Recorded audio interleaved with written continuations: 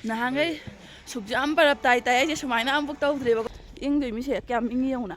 yong hui miyam se najathi ma ingha se phiro thore masai ni khara bajadi thaiye video ka namadan. Hello guys, welcome back to our channel. Mayam pnama good morning. Ado mayam ngasi gi weather se samai tawlare ko ngasi di yam sathina ibu yam sathina barap tarame aisu khale wa hingde yam sathina ingi se gai hi su cham ing braina adu bu yam sathina nahan gai ta barap te ngasi ta na mu khai de heli tu sumang ga sina ngai di jauda bane ba ko do ngasi di phajana sumang ga su yaure si ga se siga ka se ising ata ado mayam hojik se ko pung taruk makhai de maina tare ba ko ai se ngasi di khara ngana hogale pung manga makhai da hogale ba ko kaina da ngasi di 26 January Republic Day ni na ko anga school chakada ba leiba ado ngana chatu mina do na hogale ba asigi fi sing di aina ngarang suram bangak tane ba ko ado loina kang wadi laina tu barak mata jomi na lerame tu barak mata paina lerame ba ko siga ka se yeng ado ngasi di hojik se ai anga school thelo doi ne ba ko ado yeng weather se ingrasiga moi se kamai tawna khela ga tawni hai kamai tawdino khangde do yeng si myam ai se di school manu changoi ba parents lak pa allow leite ba ko hairak te ba aduduna thin batani no oi tawnu ne myam khoi je ji thole ba ko nausa se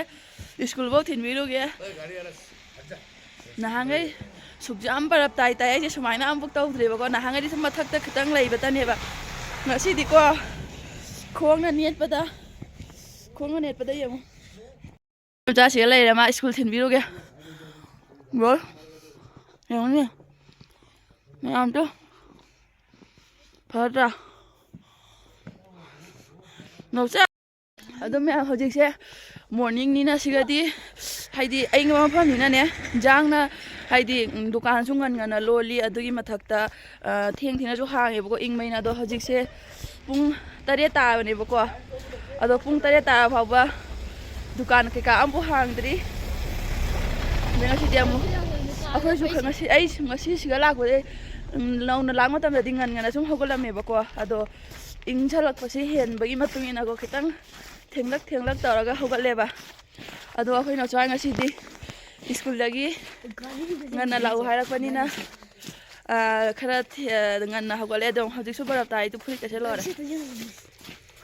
dore ai school ai di kaino tawro changoi ba khali kaino botani school bo thilama ga lore ai hara una kai ing doi mi se kyam ingi yong na yong hui mi am se barap ta leiba hui ngatani chaw ro yong hui ma lore yong ne asi horen hand glove salaga ko lik pheng ba khot pa loi taw doi ni ma akhoi nangai jana ba sorok ni yong ne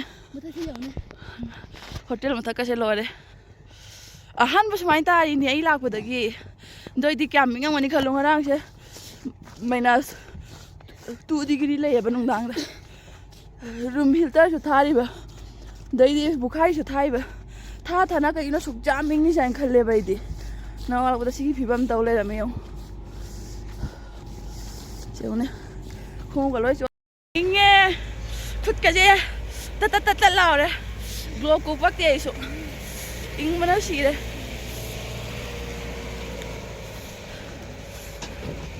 no cha hiker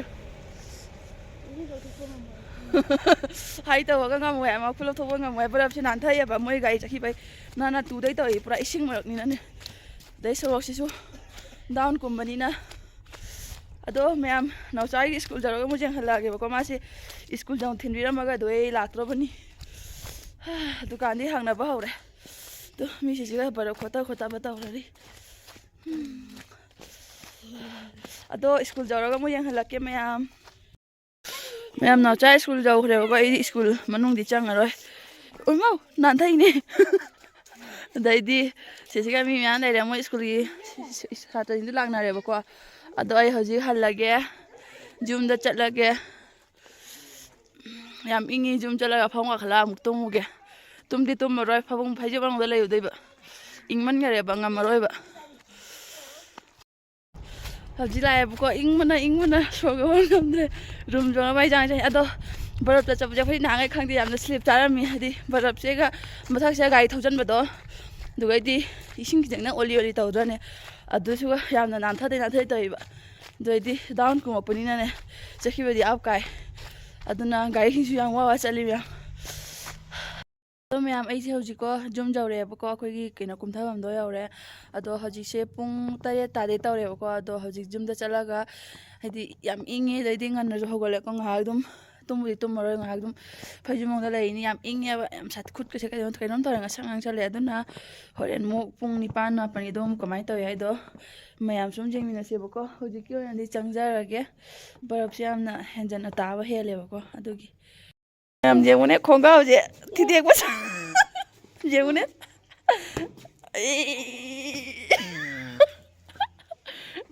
प्रेक का मखन थोड़ी जोड़ा बा तू एक बार उठाओ ओए बा खोंगा लोले जगह से जाऊँ ने प्रेक दे स्नोफॉल से मत नहीं खेलना है मुझे ठंड लग जाएगा तो आइस हो गया तो पेन आइस हो गया जाऊँ तो मैं अब खोंगा आपका पेन है हाँ मेरा है वो कल रात यहाँ पर सुखाया था ना तो बर्फ से ये सब ऐसे हो गया देख पे याद रहे मैं यहाँ फीजे सुना कन करे कंगना फाउरगा ꯑꯩꯁꯦ ꯍꯧꯖꯤꯛ ꯂꯥꯏꯇꯤꯟ ꯈꯣꯏꯔꯝꯕ ꯂꯣꯏꯔꯦꯕꯀꯣ ꯑꯗꯨ ꯂꯣꯏꯔ ꯃꯇꯨꯡꯗ ꯆꯥ ꯉꯥꯡ ꯈꯔ ꯂꯧꯖꯔꯦ ꯑꯗꯨꯒꯩꯗꯤ ꯖꯦꯔꯨꯝ ꯑꯃꯒ ꯑꯗꯩ ꯁꯤꯁꯤꯒ ꯀꯩ ꯀꯧꯒꯦ ꯈꯖꯨꯔꯒ ꯕꯗꯥꯝ ꯑꯍꯨꯝ ꯈꯛꯀ ꯇꯟꯒ ꯇꯧꯔꯒ ꯕ꯭ꯔꯦꯛꯐꯥꯁ ꯇꯧꯊꯣꯛꯑꯅꯦꯕꯀꯣ ꯑꯗꯨ ꯂꯣꯏꯔꯒ ꯑꯃꯨꯛ ꯌꯦꯡꯁꯤ ꯀꯃꯥꯏ ꯇꯧꯕ ꯄꯤꯛ ꯊꯜꯂꯦ ꯑꯃꯗ ꯑꯩꯈꯣꯏꯅ ꯁꯥꯟꯅꯕꯒꯤ ꯂꯣꯏꯔꯦ ꯁꯤꯒ ꯑꯃ ꯐꯝꯃꯤ ꯀꯩꯅꯣ ꯈꯣꯡꯒ ꯇꯣꯡꯉꯛꯇ꯭ꯔꯤꯗꯣ ꯁꯦꯟꯗꯦꯟ ꯇꯣꯡꯉ ꯂꯥꯛꯏꯗꯣ ꯏꯪꯉꯣꯏꯗ꯭ꯔꯥ ꯅꯀꯨ ꯅꯍꯥꯟꯒꯤꯗꯨꯒ ꯉꯁꯤꯅ ꯑꯃꯨꯛ ꯍꯦꯟꯅ ꯇꯥꯔꯦꯕ ꯕꯔꯞꯁꯦ ꯁꯤꯁꯤꯒ ꯑꯩ ꯃꯤꯡꯉꯤꯒꯦ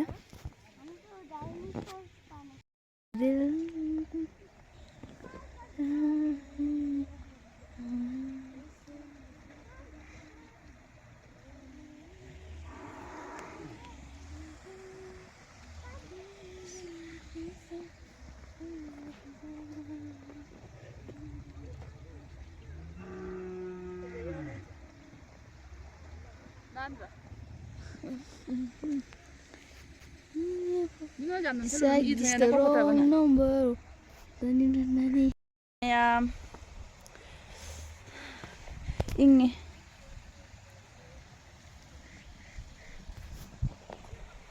ꯃꯌꯥꯝ ꯏꯪꯉꯦ ꯅꯨꯄꯤ ꯑꯅꯤꯈꯛꯁꯨ ꯑꯥꯗ ꯚꯤꯗꯤꯑꯣ ꯅꯝꯃꯤꯔꯥ ꯀꯩꯅꯣ ꯃꯣꯏꯁꯨ ꯑꯩꯈꯣꯏꯁꯨ ꯚꯤꯗꯤꯑꯣ ꯅꯝꯕ ꯂꯥꯛꯏꯅꯤ ꯑꯗꯣ ꯚ꯭ꯌꯨꯁꯦ ꯌꯥꯝ ꯐꯖꯩꯕꯀꯣ ꯉꯁꯥꯏ ꯈꯤꯇꯪ ꯅꯨꯡꯁꯥ ꯁꯥ ꯂꯩꯔꯝꯃꯤꯅꯤꯗꯣ ꯍꯧꯖꯤꯛ ꯑꯃꯨꯛ ꯅꯣꯡꯊꯤ ꯅꯣꯡꯃꯪꯈ꯭ꯔꯦꯕꯀꯣ ꯑꯗꯣ ꯚꯤꯗꯤꯑꯣ ꯍꯥꯏꯗꯤ ꯃꯐꯝꯁꯦ ꯐꯖꯕꯒꯤꯀꯣ ꯚꯤꯗꯤꯑꯣꯁꯦ ꯅꯝꯅꯤꯡꯃꯟꯈꯤꯗꯅ ꯂꯥꯛꯏꯅꯤ ꯏꯪꯕꯒ ꯊꯥꯗꯣꯛꯇꯅ ꯃꯌꯥꯝꯗꯁꯨ ꯌꯦꯡꯍꯟꯖꯅꯤꯡꯕ ꯚꯤꯗꯤꯑꯣꯁꯦ ꯆꯠꯄꯔ तानंगा लेसने ही हमने चे नम लाऊबा लाओ मैं हम आता मुझे मुझे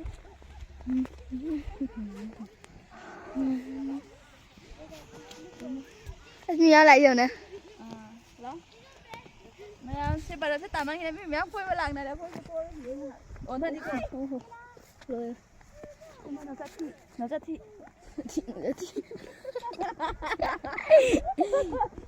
ये वायरल चुका नहीं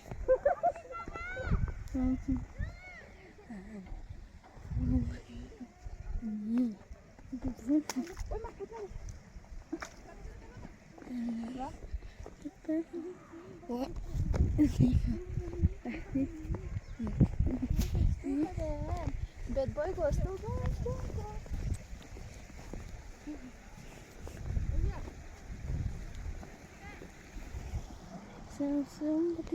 ubra कितना हो लोगे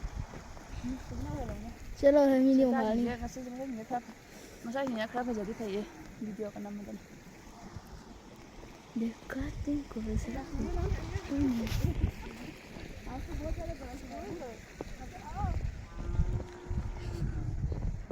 या तुम भी जा तुम भी है ना मत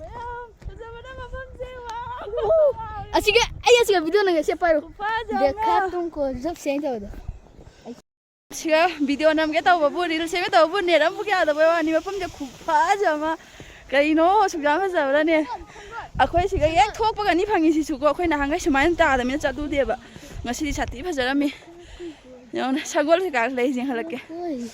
संगोल ने जाद्रिने मा इंग्लिश फिगर थोरे यौ तो फजरा इंसु इंसले दिनदाजिसु ममसले दुगैदी फोन सु चार्ज औसलक्त्रेबको अदो युमदा हल्लागे नहीं दा खोय मनाक्तने खोयना इदि सिजे कुमथाउदबा जु मथक्तरे दम चेंगakpadune ba ada jeng sangwani khalai sangwani khada leire ade moyani sina ngasai pung ani mamangdagi video photo ga ko do hajibo loidri kari kari bu kai ba khangde do khoy ji chatna ba tawrage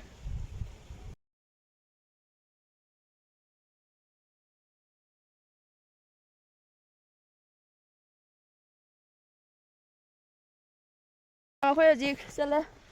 इंसले कुइंसु लेरे बे phone battery यावसलक्त्रेबा अदो yum चले अदो मयाम ngasiगी blog से मता सिदा लोसिनजरगे मयामना नुंगाई बिरगदी आइगी चैनल सिबु